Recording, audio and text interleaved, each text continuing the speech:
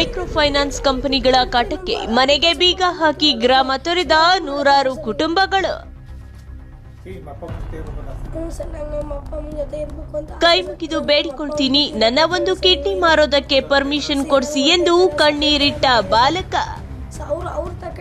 ಗಡಿ ಜಿಲ್ಲೆ ಚಾಮರಾಜನಗರದ ಹೆಗ್ಗವಾಡಿಪುರದಲ್ಲಿ ಸಾಲ ತೀರಿಸಲಾಗದೆ ಗ್ರಾಮಕ್ಕೆ ಗ್ರಾಮವೇ ಖಾಲಿ, ತಲೆಮರೆಸಿಕೊಂಡ ಕುಟುಂಬಗಳು.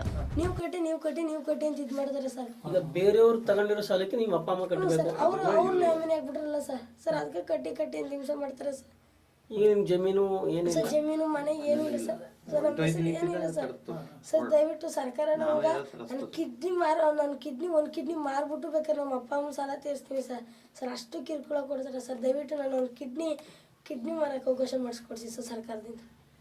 ಈಗ ನಿಮ್ಮ ತಂಗಿ ಒಬ್ಳೆ ಇರೋದು ನಿಮ್ಮ ಜೊತೆ? ಸರ್ ತಂಗಿ ಒಬ್ರೇ ಅವರು ಸರ್. ಅಪ್ಪ ಅಮ್ಮ ಕೆಲ್ಸಕ್ಕೆ ಹೋಯ್ತಾರೆ ಸರ್, ಕೂಲಿ ಕೆಲ್ಸಕ್ಕೆ ಹೋಯ್ತಾರೆ ಸರ್. ಈಗ ಅವರು ಕೂಡ ರಾತ್ರಿ ಮನೆಗೆ ಬರ್ಲಿಕ್ಕೆ ಆಗ್ತಿಲ್ಲ.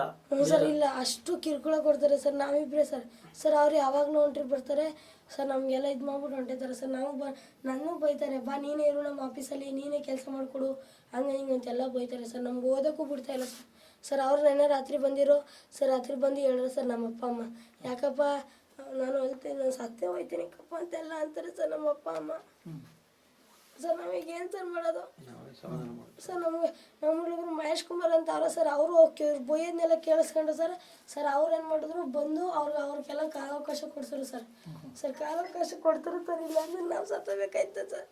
ದಯವಿಟ್ಟು ನಂಗೆ ಕಿಡ್ನಿ ಮಾರ್ಕೊಡೋ ಅವಕಾಶ ಮಾಡಿಕೊಡಿಸಿ ಸರ್ ದಯವಿಟ್ಟು ಸರ್ ಕಿಡ್ನಿ ಮಾರೋ ಅವಕಾಶ ಕೊಡಿಸಿ ಸರ್.